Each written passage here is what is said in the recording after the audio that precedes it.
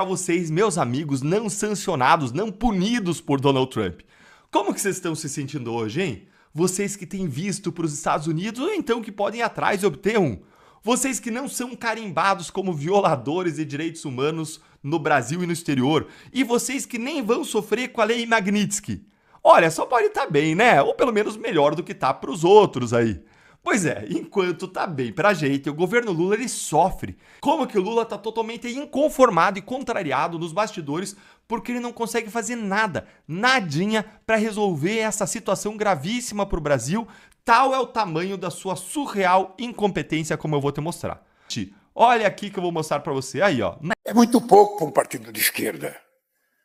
Um partido de esquerda quer que o presidente diga que ia alcançar o socialismo. É verdade, eu sei que as pessoas pensam. Mas eu tenho uma coisa que o sindicato... Essa edição do Agora CNN fica por aqui, mas a gente vai repercutir, claro, esse discurso do presidente Lula no evento do PT ao longo aí dessa tarde, mas nesse momento você fica com o Domingão com o Benja. Uma boa tarde para você e bom domingo. Tchau, tchau. O Brasil tem uma relação comercial muito ampla no mundo inteiro. A gente está muito mais tranquilo do ponto de vista econômico. Mas, obviamente, que eu não vou deixar de compreender a importância da relação diplomática com os Estados Unidos, que já dura 201 anos. Eu não vou esquecer que eles também já deram o golpe aqui, ajudaram a dar golpe. Mas o que eu quero saber é daqui para frente o que é que eu faço. E daqui para frente eles têm que saber que nós temos o que negociar. Nós temos tamanho, nós temos postura, nós temos interesses econômicos e interesses políticos para negociar. Eu não vou abrir mão de achar que a gente precisa procurar construir uma moeda alternativa para que a gente possa negociar com os outros países. Eu não preciso ficar subordinado ao dólar. Eu não estou falando isso agora, não. Em 2004, nós fizemos isso com a Argentina. Em 2004. Agora, nós queremos negociar. Nós queremos negociar igualdade de condições. Negociar igualdade de condições. Os Estados Unidos é muito grande, é o país mais bélico do mundo, é o país mais tecnológico do mundo, é o país maior econômico do mundo. Mas tudo isso é muito importante. Mas nós queremos ser respeitados pelo nosso tamanho. Nós temos interesses econômicos, temos interesses estratégicos, nós queremos crescer. E nós não somos uma republiqueta. Tentar colocar um assunto político para nos taxar economicamente é inaceitável. Olha, Andressa, eu converso com produtores rurais, eu sou produtor rural, sou presidente da Comissão da Agricultura e Pecuária hoje, sou diretor da FPA, e eu converso com produtores do Brasil inteiro. E eu quero te falar que realmente o agro está unido cada vez mais em torno do nosso presidente Bolsonaro e dessa pauta. E se tiver que algumas perdas a gente sofrer na própria carne, a gente vai sofrer, mas a gente está disposto a isso. O que adianta a gente exportar, ganhar dinheiro e a gente perder a liberdade, que é o mais importante hoje para o povo brasileiro? Então, realmente o agro está unido em cima dessa causa, unido junto com o presidente Bolsonaro. Dias atrás, vários produtores rurais do Brasil inteiro fizeram um vídeo que foi divulgado aí nas redes sociais, declarando apoio ao presidente Bolsonaro, e cada vez mais, cada dia que passa, Andressa, os comentários e as informações que nos chegam aqui de produtores, de presidentes de sindicatos, de presidentes de instituições, realmente é o apoio declarado ao presidente Bolsonaro. Haja vistas as pesquisas que estão todas aí, cada dia que passa o presidente Bolsonaro dispara mais ainda nas intenções de votos aí pelo Brasil. Vocês acompanham aí imagens do ato convocado pelo pastor Silas Malafaia na Avenida Paulista, começou há cerca de 1 hora. Nosso repórter cinematográfico vai mostrando aí imagens, isso aí é em frente ao Museu de Arte de São Paulo, MASP, uma bandeira mostrando com os dizeres STF corrupto, é uma crítica ao Supremo Tribunal Federal, é também uma tônica dos discursos que começaram há cerca de 1 hora, tem aí a bandeira do Brasil e nas imagens, pelo que vocês podem acompanhar, agora a gente pode falar em cerca de 3 quarteirões totalmente tomados, totalmente ocupados, nas duas vias da Avenida Paulista, sentido Consolação e sentido Paraíso, muitas bandeiras do Brasil, bandeiras dos Estados Unidos, de Israel, do estado de São Paulo. Então veja, é certeza que o governo vai proteger o Alexandre de Moraes. Aí vem o problema. Aí vem o problema. Efeitos secundários da Magnitsky. Efeitos secundários da Magnitsky. Aqui vai começar o Brasil sangrar. A Magnitsky chegou num momento maravilhoso, ela é necessária, ela é importante. Só que ela serve para ferir o nosso inimigo. A gente não pode permitir que o nosso inimigo cicatrize e se reagrupe. Agora a nossa ofensiva tem que ser ainda maior, enquanto povo unido que somos, lícitos, né, manifestações pacíficas, povo lícito e correto que somos. Tá? Mas o governo não vai largar a mão do Alexandre de Moraes. Então, de um lado, o governo não vai largar a mão do Moraes, do outro lado, os Estados Unidos fiscalizando 675 pessoas sancionadas pela Lei Magnitsky. Então, se o Banco Central pagar promessa para o sistema, então o sistema vai fazer de tudo para driblar Magnitsky, o sistema vai proteger o Moraes o máximo que puder. O que vai acontecer? As sanções começam a se estender. As sanções do Moraes começam a se estender para o governo. Se o Banco Central blindar o Moraes, sabe o que vai acontecer? Os efeitos da Lei Magnitsky do Moraes se estendem, começam a se estender para o Banco Central. Vocês imaginem só, de repente, o governo americano vira a chave, vocês estão protegendo um sancionado, lembrando, 675 pessoas são sancionadas no mundo pela Lei Magnitsky. Ou seja, para sancionar alguém na Lei Magnitsky, é uma investigação sinistra em cima dessa pessoa. Não vão sancionar qualquer um. Se fosse uma sanção qualquer, teria 1 milhão. Teria milhares, milhões, bilhões de pessoas sancionadas. São 675 pessoas sancionadas pela Lei Magnitsky no mundo. Olha a seriedade dessa lei, não é brincadeira. Por isso que eu tô muito revoltado com os senadores que não foram hoje apoiar a manifestação. A manifestação hoje era impeachment do Alexandre de Moraes. Ou o Alexandre de Moraes ele é impeachmentado, ou vai acontecer o que eu vou falar agora pra vocês. Se o Senado não tiver culhão, se o Senado não tiver hombridade, não tiver coragem de impeachmentar o Alexandre de Moraes, o governo vai proteger o Alexandre de Moraes e as sanções do Alexandre de Moraes se estenderão para o governo brasileiro. Vocês imaginem só, os Estados Unidos, como eu estava dizendo para vocês, viram a chave e aí bloqueiam, retiram, excluem o Banco Central, excluem o sistema financeiro brasileiro do sistema SWIFT bancário global. Vocês conseguem entender o que acontece se o Brasil não puder fazer pagamentos internacionais? Acabaram as exportações e as importações. Porque nós somos um país independente. Ah, é? Nós somos um país independente? Nós somos um país independente? Somos uma soberania independente. É, só que 70% do nosso agrotóxico a gente importa. O nosso combustível é importado. Você imagina os caminhões sem combustível para transportar alimento dentro do Brasil. Vocês imaginam o país sem agrotóxico para plantar soja, para plantar.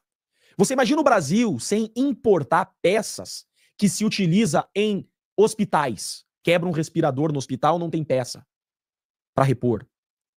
Começa a colapsar. Começa a colapsar a economia, começa a colapsar saúde. O Brasil começa a colapsar como um todo. Os efeitos secundários da Lei Magnitsky vai atingir a mim, vai atingir a você, vai atingir ao povo, vai atingir o teu negócio. Seja teu negócio uma MEI, seja teu negócio uma SA.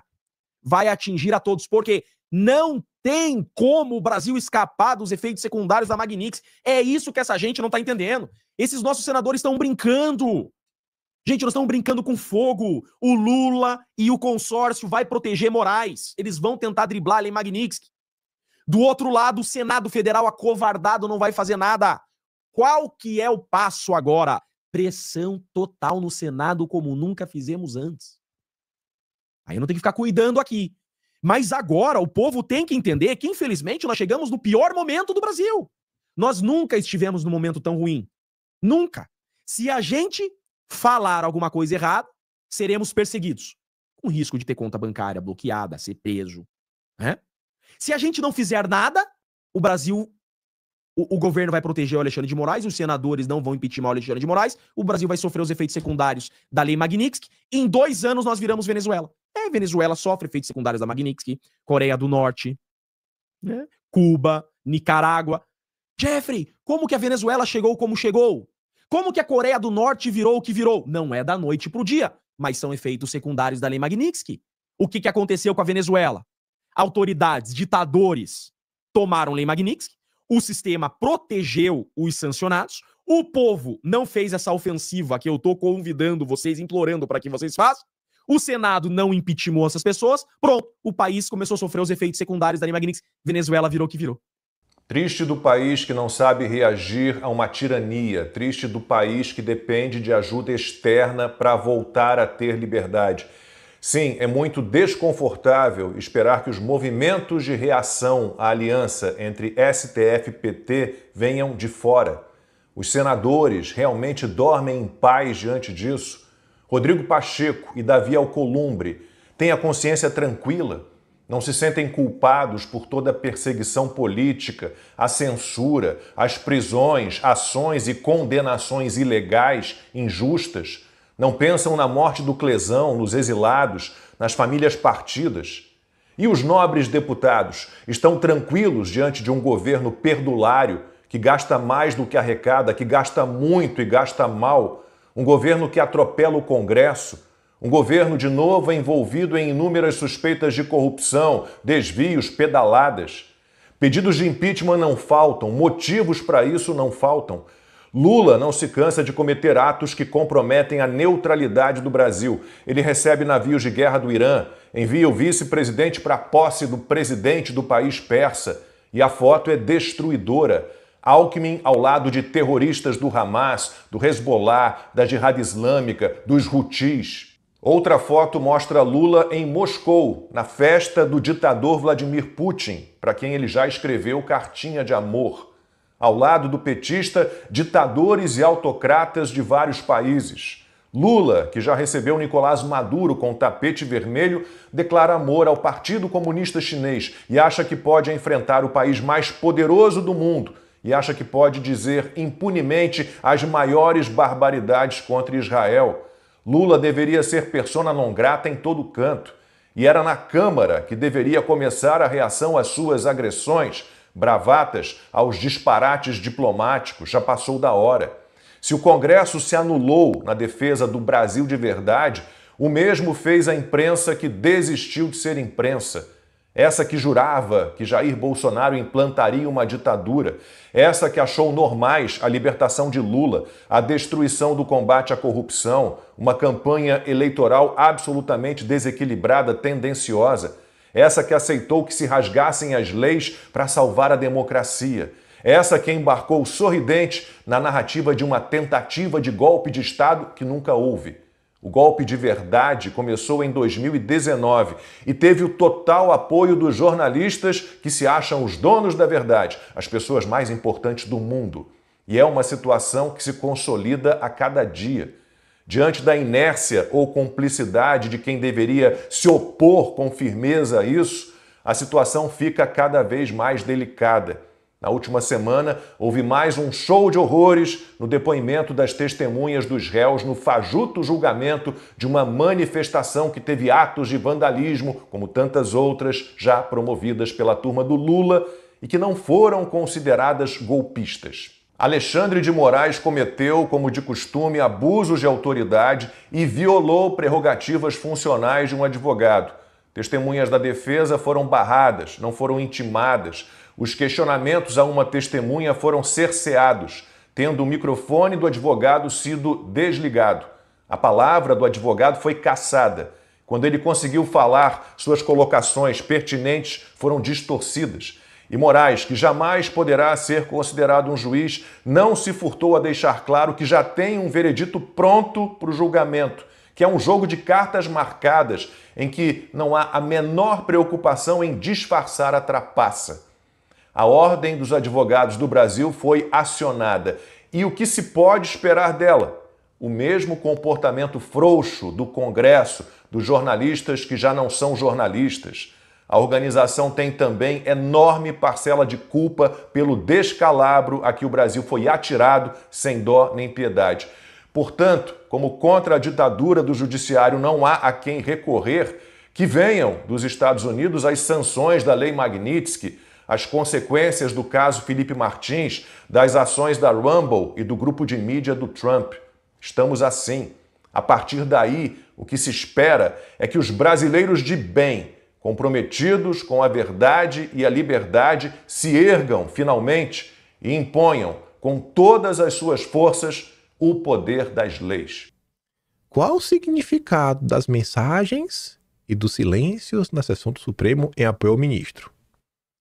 Apesar do apoio efusivo dos colegas, também ecoou o silêncio da maioria no plenário.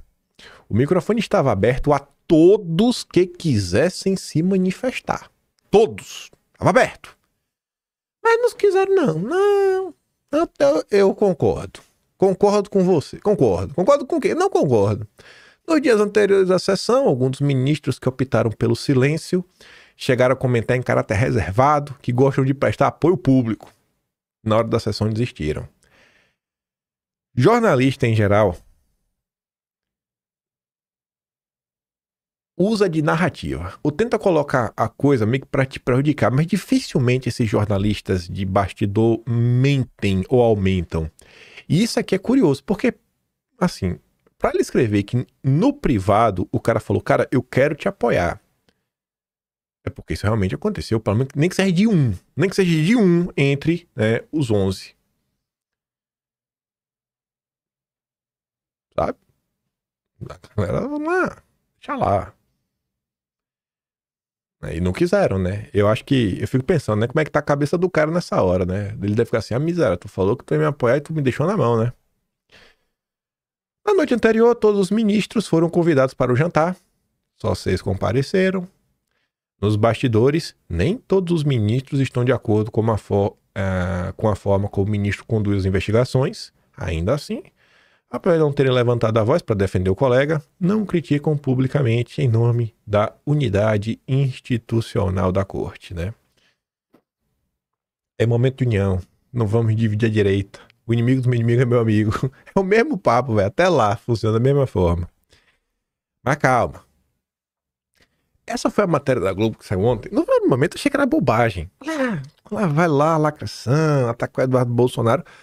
Só que eu falei, não, deixa eu ler aqui de novo, sabe? Tem que ler até o final, não adianta querer ficar com raiva.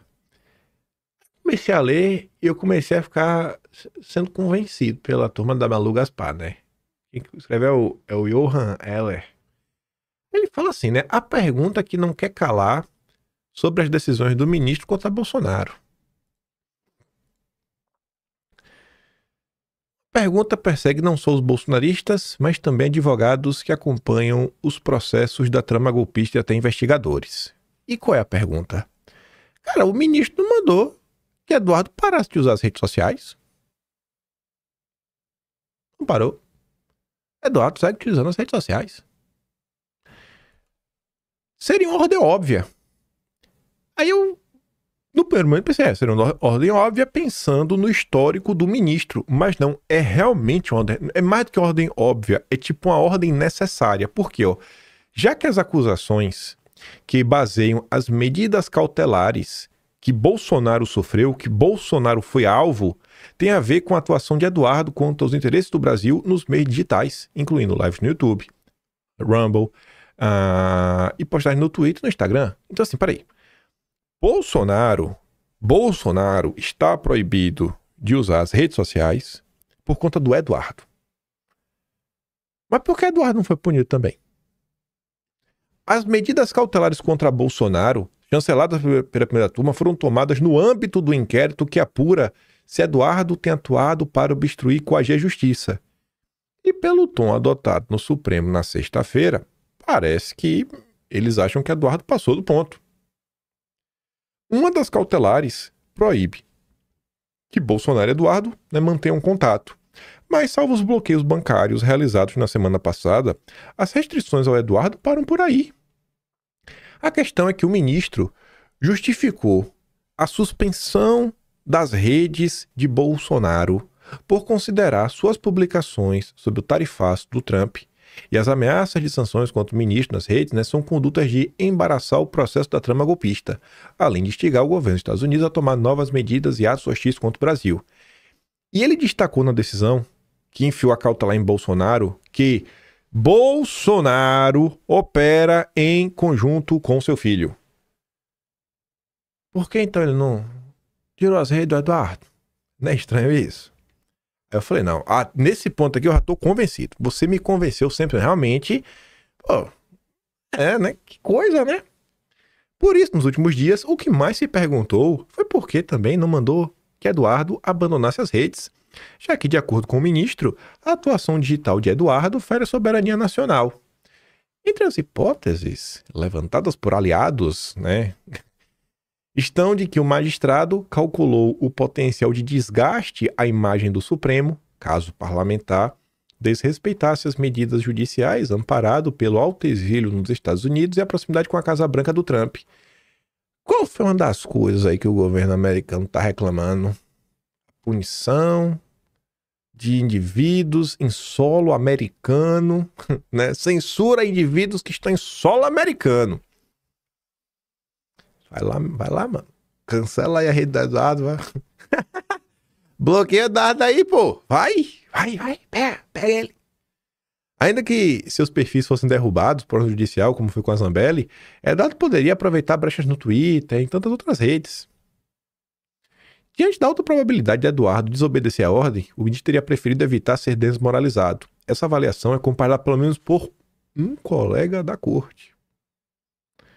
E ninguém vai duvidar que a turma da Malu Gaspar tem acesso, aos ministros para fazer esse tipo de questionamento. Parece que o clima lá, assim, pode ter apoio de 10, mas pelo menos um tá meio chateado. Pelo menos um tá chateado. Nos últimos dias, fizemos a pergunta sobre o bloqueio das redes ao ministro por meio da assessoria, mas não obtivemos resposta. Questionados a respeito, investigadores a par do inquérito disseram também ter estranhado a lacuna na lista de ordem do ministro, mas não souberam explicá-la. Nem a turma da PF está sabendo explicar. O que vai acontecer? Não faço ideia. Tá voltando atrás? Não faço a mínima ideia. Eu sei que essa matéria aqui me colocou um questionamento muito curioso, mas vamos continuar. Eu vou até começar por aqui, Peraí. Como começou, como está indo? Não é nada? A Veja falou que é inócua, Agência Brasil. Impacto de sanções deve ser reduzido, dizem especialistas. Bobagem. Segundo, vamos reagir, Zanin decidirá ação para impedir bancos de aplicar sanções ao ministro. Lindenberg, Aí depois, melhor esperar, viu? O Supremo não deve obrigar bancos a desprezarem sanções contra o ministro no Brasil. Começou, mas eita, gritaria da moléstia. Aí cada dia que passa, o tom da imprensa em relação a Magnitsky aumenta. Cada dia que passa fica pior. Cada dia que passa, Magnitsky aplicada por Trump atinge bancos fora dos Estados Unidos e raramente é revertida. Que diz o Estadão. Mas tá ali, Ela é raramente revertida e provoca efeitos que vão além dos Estados Unidos, atingindo também bancos e empresas de outros países. Levantamento da Universidade Nacional da Austrália, que acompanhou os 20 primeiros sancionados pela lei entre 2017 e 2020, mostra que apenas 2 foram removidos da lista e que, mesmo nesses casos, as restrições continuaram válidas por até 7 anos.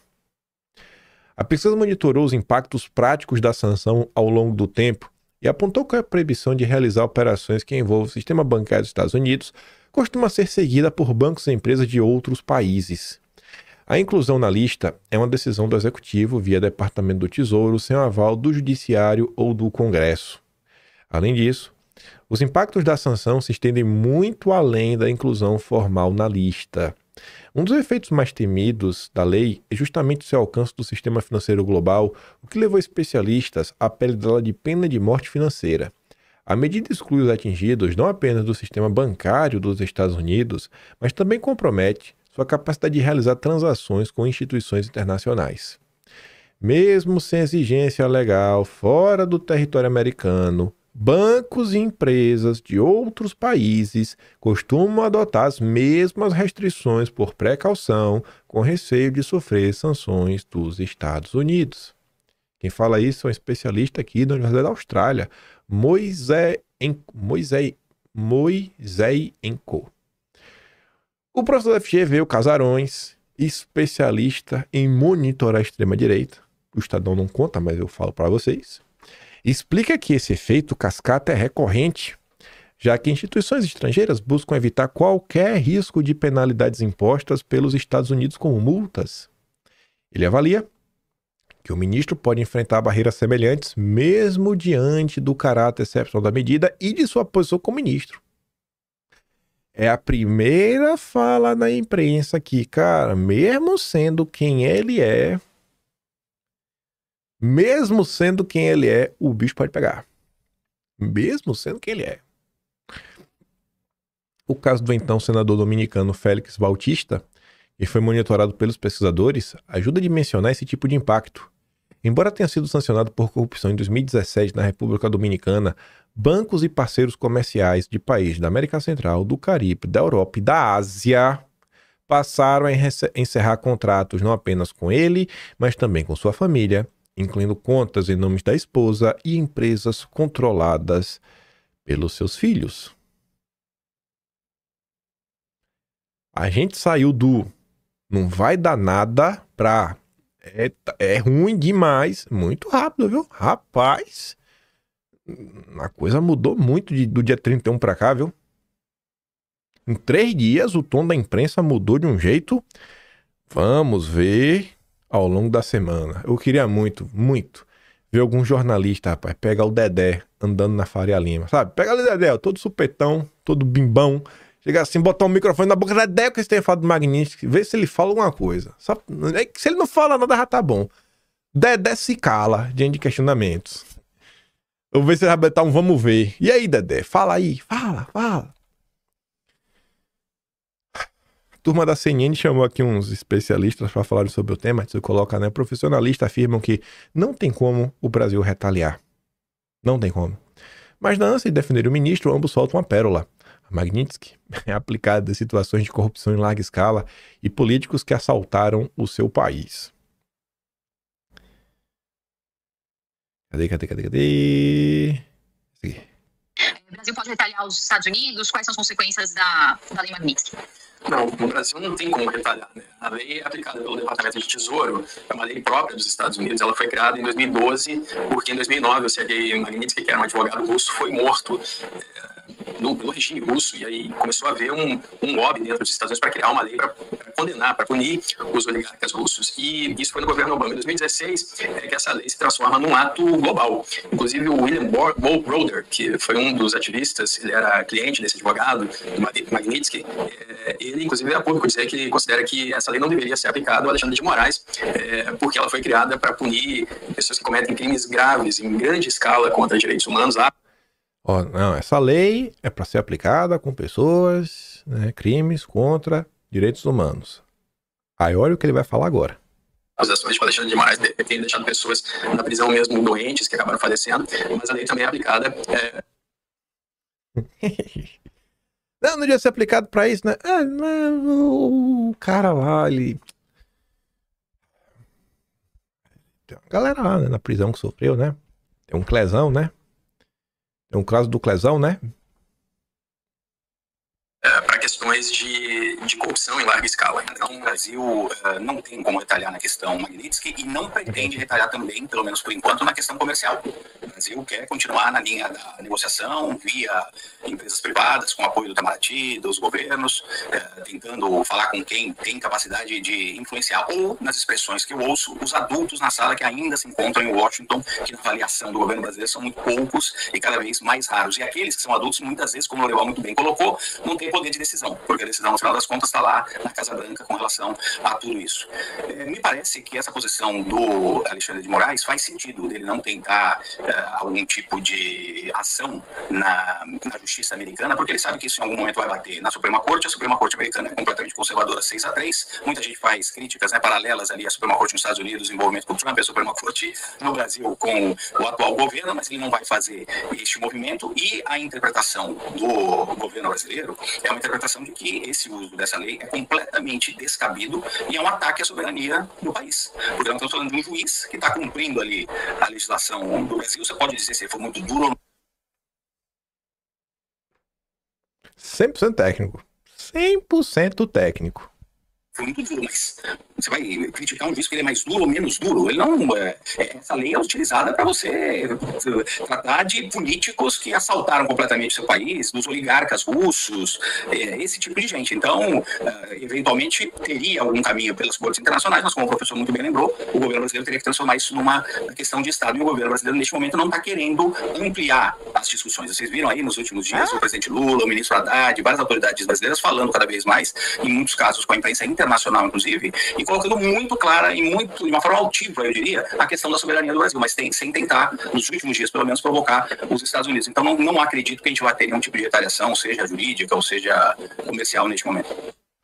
O governo brasileiro não vai transformar uma questão de Estado? Vai deixar o ministro sozinho? Ô, bicho. Sacanagem, viu? Sacanagem, viu, Lula? Se fosse comigo, eu não deixava. Se fosse comigo, eu não deixava. Eu não consigo ler uma única matéria da Exame sem lembrar que o Dedé comprou a Exame. Lei Magnitsky. Chinesa punida precisou viver somente com dinheiro espécie. Deus. Aí tem esse segundo aqui. Esse aqui é mais engraçado também. Aí vem o Lorival. Vai lá, Lorival. Canta aí, pô. É esse aqui, ó. Escute só. No Brasil, como o Vitélio vinha falando, para impor soluções de conflitos, como no caso da Rússia, e aí respinga no Brasil, como o Vitélio vinha falando, por causa das importações, né, que o Brasil faz de produtos russos, sobretudo diesel e fertilizantes.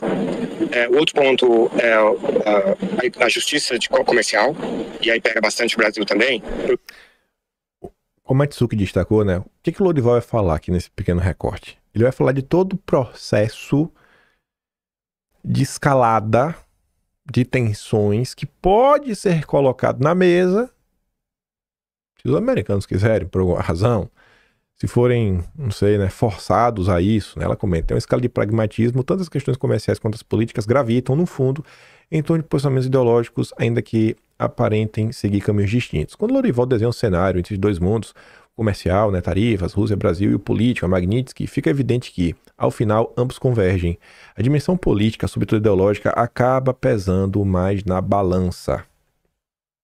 A questão não é o déficit ou o superávit, são as práticas comerciais. Então, a percepção do governo americano é de que o Brasil faz unfair trade com os Estados Unidos, né? Um comércio injusto, porque impõe muitas barreiras tarifárias e não tarifárias. E o superávit americano seria muito maior se não fossem essas barreiras, né? Então, uma média de 11% de tarifas do Brasil, quando dos Estados Unidos era de 2% antes desse tarifaço do Trump.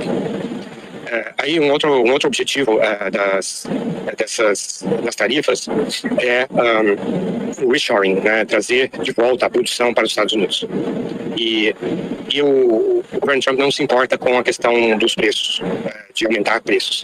Eles consideram que a economia americana tem que passar por uma mudança em que deve haver um aumento mesmo dos preços para que os americanos deixem de ter tantos imigrantes aqui e importe tantas coisas. Seja um país, digamos, mais parecido com a China, que é um país que produz muito internamente e cada vez mais para um consumo interno, né? E que é um país superavitário do ponto de vista fiscal e comercial, né? E os Estados Unidos querem ficar mais parecidos com a China nesse sentido. Eles não falam essa linguagem, mas essa é a dinâmica. Cara, eles não vão usar essa linguagem, eu quero ficar igual a China, óbvio que não, mas sobre mudanças profundas na economia, até às vezes pagando mais num produto, em prol de uma coisa maior, uma causa maior, uma consequência maior. Isso está sendo dito há mais de ano. Tá dito, tá escrito. Estava no programa de governo, tá no programa 2025. Os conservadores americanos estão repetindo isso assim, ad eterno. Mas para a imprensa brasileira, que acha que tudo é livre comércio, e boletar no final do dia e preços baratos, mesmo que a consequência do preço barato seja perda de empregos, fábricas fechadas. Pelo amor de Deus, bicho. Sério, velho. Que dor, viu? O cara conta assim as coisas como se fosse sabe, meu Deus, estou descobrindo a roda. Não. Você finalmente saiu dessa bolha de malucos do consórcio e tá vindo pro mundo real. A gente usa vocês para dar risada, porque quando vocês falam a verdade, isso chama atenção. Então, por isso, esses lobistas, eles não estão argumentando com relação à questão de preços. Vai ficar mais caro os produtos para o consumidor americano. Inclusive porque não teve esse impacto até agora. A gente sabe que provavelmente não teve porque houve muita antecipação de encomendas, prevendo já as tarifas. Mas existem dinâmicas internas também e econômicas, e tudo é tão complexo que eles vão ver o andamento das coisas para poder reajustar isso, recalibrar essa questão. Um outro aspecto que eu estou apurando é que a questão das tarifas, ela vai cada vez mais se tornando uma questão mais comercial e menos contaminada pelo aspecto político, sobretudo com relação ao Brasil, na medida em que a lei Magnitsky vai sendo aplicada. Então a parte política fica para a lei Magnitsky, para atingir indivíduos, eventualmente questões de vistos para os brasileiros, para as autoridades brasileiras, depois para os cidadãos brasileiros. Tem uma série de válvulas para ir elevando essa pressão. Existe um plano de curto e de médio prazo, cheio de bifurcações, na medida em que o governo brasileiro vai reagindo, né? Então, o governo e o STF. Então, aí eu poderia aqui contar todo o plano até a chegada da suspensão das relações, passando pela retirada das credenciais da embaixadora Maria Luísa Piotti e de banir os atuais vistos que existem para dificultar a ida de vinda dos brasileiros para a Copa do Mundo, a retirada dos vistos das autoridades em torno do presidente Lula, mas não do presidente Lula, da primeira-dama Janja e do vice-presidente Alckmin, e a extensão da lei Magnitsky para os outros ministros do Supremo que têm votado pelo processo contra o ex-presidente Bolsonaro e também contra as redes sociais, né? Então existe todo um cardápio que depende de como o governo brasileiro e o STF for reagindo. Então eles vão aplicar gradualmente. E no que diz respeito à lei Magnitsky, todo esse processo que eu estou descrevendo, ele é desenhado dentro do Departamento de Estado, com uma figura ali bastante discreta, que é o Ricardo Pita, que nasceu em Caracas, Venezuela, de pais venezuelanos, mas que veio criança para os Estados Unidos, para a Flórida, estudou na Flórida e tal, foi assessor do Ted Cruz, do senador texano, mas é fortemente ligado ao Marco Rubio e é senior advisor, conselheiro sênior do Marco Rubio. E pelo que eu tenho apurado, ele que está cuidando de Brasil, digamos assim, e com uma forte antipatia, animosidade contra o Brasil de Lula, que apoiou o Hugo Chávez, apoiou o regime chapista e contra o qual ele, como venezuelano, se coloca fortemente. Então é aí que está tracionando isso. Acaba de chegar. Tem a componente ideológica, né? E a gente termina... o que a gente já falou na sequência vai fazer muito sentido nessa questão da componente ideológica. Mas lembrando que hoje tem as manifestações pelo Brasil, os nossos governadores democráticos que tanto renegam a componente ideológica, eles não irão. Estarão ocupados, né? Fazendo outra coisa. Mas tá aí. Tem muita coisa para falar sobre o governo Trump e essa componente ideológica, mas eu vejo que a gente comenta sobre isso amanhã, a gente fala também, obviamente, dessa manifestação. Infelizmente, o Jair não pode ir. Todo mundo entende por quê. O Eduardo também não está no Brasil para ir. Vamos ver, né, como é que vai ser. A expressão do povo brasileiro. Vai ser curioso, né? Vai ter várias coisas para você poder analisar amanhã, exatamente por esse fato que o Jair não está na manifestação, o Jair não convidou, né, não convocou essas manifestações. Eu sei que essa semana, gente, vai ser movimentada, né? Vai ter a volta do Congresso, tem algumas coisas acontecendo que a gente nem está tendo tempo de comentar em vídeo. Por exemplo, teve um anúncio aí que a União Brasil deve deixar o governo Lula agora no próximo mês, daqui a 30 dias, em setembro, desembarcar do governo. Outros partidos devem começar a se reposicionar. Se a União Brasil desembarcar, tudo indica que o PP também vai desembarcar, porque estão na federação juntos. O Lula não melhorando, não entregando resultado, derretendo, fora as confusões, você pode ter algumas mudanças de vento também no parlamento. O Lula agora não vai ter mais a desculpa que não faz nada, porque grita aí, Lula, fica aí, Bolsonaro, Bolsonaro, Bolsonaro. O tempo está acabando. A eleição daqui a um ano, o Brasil está marchando pro buraco. O Lula tem que fazer uma coisa de forma assim urgente. O Lula agora vai ter que se dividir entre Congresso e bravatas, né? As bravatas que ele faz com os Estados Unidos. Essa semana acho que tudo volta. E às vezes, né? Às vezes há males que vêm para o bem. Talvez, se a Câmara não tivesse em recesso, não tava todo mundo focado no que está acontecendo lá fora. E obviamente também, né? Os parlamentares da direita vão levar esses assuntos, tenho certeza. Eles vão levar para o Congresso, vão ver a reação dos presidentes das casas, vão ver a reação dos petistas, né? Então a gente vai ter eu acho que algumas semanas, viu, de confusão no Brasil. Algumas semanas. O mês de julho foi, sem sombra de dúvida, assim, sem nenhuma sombra de dúvida, o mês mais movimentado, agitado da era Lula 3. O mês de julho de 2025, assim, sem igual. Será que agosto vai ser ainda maior? Será que tem como receber alguma notícia melhor? Não vou nem terminar essa frase para depois não falar nada. Mas enfim, né? Será que tem alguma notícia mais impactante do que uma sanção para o mês de agosto? Não foi nada bom, foi algo muito ruim, né? Será? Não sei. Eu sei que eu vou querer acompanhar, viu? Eu sei, vocês também, a gente tá acompanhando. A gente já sem treta, assim, já tá acompanhando. Imagine com essa treta toda. Enfim, eu fico por aqui. Vou mandar esse vídeo que eu dei pela no Telegram. Se gosta do meu trabalhinho, que já anda um pouco mais, passando no canal, tem um Tony Valeu, tem um Patreon na descrição e tem um Atlas Brasileiro, kimpai.com.br. O que os bancos irão fazer ao longo da semana? Porque a depender do que os bancos fizerem, eu acho, pelo que o próprio Ruizão falou, que essa luta contra o fascismo, né, contra o bolsonarismo, ela pode começar a dar uma minguada. E grande beijo e abraço. Vejo vocês amanhã. Tamo juntos. Valeu, meus amigos. Fui.